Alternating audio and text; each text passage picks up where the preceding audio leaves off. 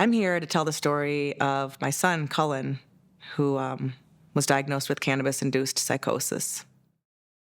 Cullen is the second of my 5 kids, athletic and funny and outgoing, charming, energetic, and sometimes stressed out.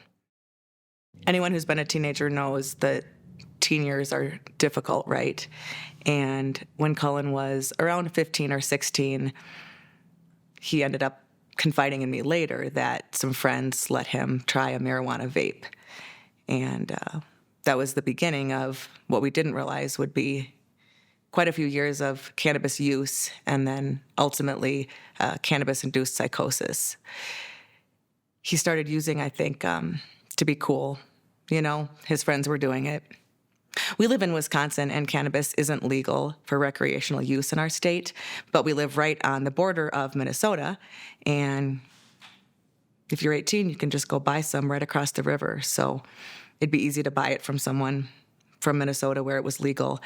And I think back then, Cullen was using marijuana just because it was cool, and then it became an escape.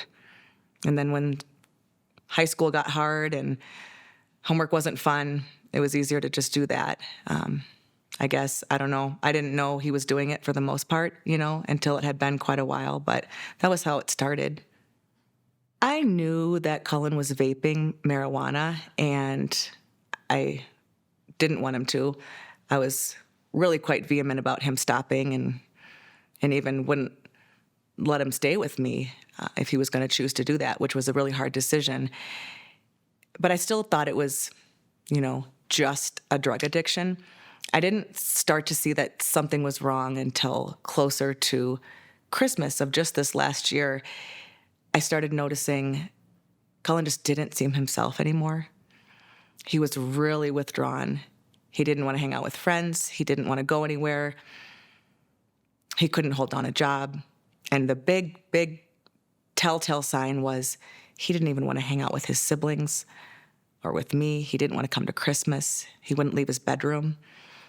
So that was one of the early signs. And I can remember him getting confused with things. His brother would say, "Hey, do you mind taking out that garbage?" And he would pick up the bag of garbage and then just get really confused, like what he was supposed to be doing. But what's really heartbreaking now is to admit that back then I just thought he was trying to be goofy. I would tell him, knock it off, don't act like that.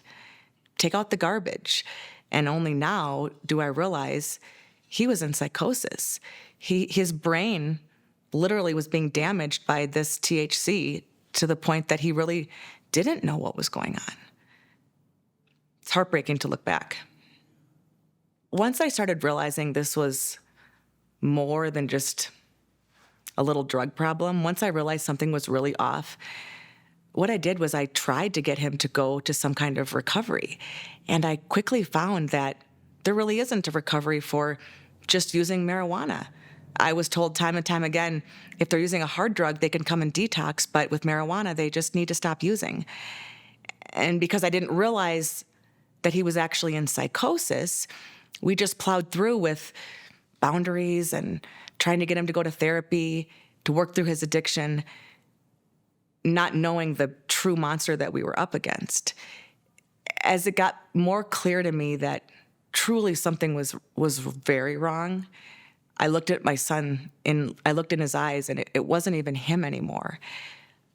I would beg him to let me take him to the hospital. I didn't know what they could do, but I would beg him. And the tricky thing with cannabis-induced psychosis is most kiddos who have it don't recognize that something's wrong. They believe that their delusions and hallucinations and thoughts are real. They're paranoid. They don't want to go to the hospital. They want nothing to do with the police. And he just wouldn't agree at all at first to go. So my hands were tied for quite a few months. So what my oldest son, Kieran, calls the worst day of his life was February 1st, 2025. And his brother Cullen had been living with him for about 3 months because I have a no drug rule in my house, and I was trying to hold firm to that boundary. And Cullen wasn't pulling his end of the bargain. He wasn't cleaning the place. He wasn't paying rent. And so my oldest son asked me to come help get his brother out on February 1st. So I went over there and met with my sons, and Cullen looked like he'd lost 20 pounds since I'd seen him in just a couple weeks. He had a vacant look in his eyes, and he was crying. And he was like, "I'm sorry, you guys." And I didn't understand. I thought he was just sorry that he hadn't paid rent. I thought he probably was high. I did look at him and think, have these drugs actually damaged his brain? And I just didn't know. We got in the car, and it was my intention to try to find him somewhere to stay that night. I couldn't bring him to my house with his younger siblings, knowing that he was still using. His older brother wouldn't take him. His dad had already kicked him out at 18. And as we were driving, there's just something about a mother's instinct. I knew something was really, really wrong with my sweet boy. And so instead of driving him to the homeless shelter, I drove to the emergency room. And on the way, I called the police. And I attempted to, without alerting my son, let them know that I was in a situation where I would really like their help at the hospital, and could they meet me there? And they did. And they were so patient and so gracious. And they worked with Cullen, and he cried, and I begged him to get help. And we must have stood outside the emergency room for 45 minutes until the officers just encouraged him that he wasn't in trouble. They weren't after him, that his mom cared about him, and just to sit down in the wheelchair. And he sat down, and he went in. And that was the beginning of starting to learn what was really wrong. And thankfully, it was the beginning of him being able to start to heal. I had never heard of cannabis-induced psychosis before the day after my son was admitted for the first time. It was on his paperwork. Cannabis-induced psychosis was his diagnosis. I am a researcher at heart. I want to fix and advocate and understand everything I can. So I started a deep dive into, well, what is this cannabis-induced psychosis that my son has? And quickly I see, drug-induced. I see schizophrenia. I see bipolar. I see medication for life. I see suicide, hallucinations. And I am terrified. I am heartbroken. I had never, ever heard of it. And I consider myself an educated, smart, very aware woman and mother. And this was the first time I'd ever heard of it. You hear it's a plant that God made, and so it has to be good for us. We're touted this lie that marijuana is innocuous, that because people have been smoking it for so long and it was cool back when people were hippies, we're told that it's safe because it's natural. And we believe this lie, and so do our kids. But the truth of the matter is, it's not. And especially today's THC products that are synthetic, that are high potency, are even more damaging. And a lot of the research that was done before cannabis became legalized in many of the United States was done on older people. Until it became legalized, it didn't get into the hands of children. So we didn't realize that until the frontal lobe is fully developed, it can cause permanent damage to the brain when it's used under age, say, 25 for boys.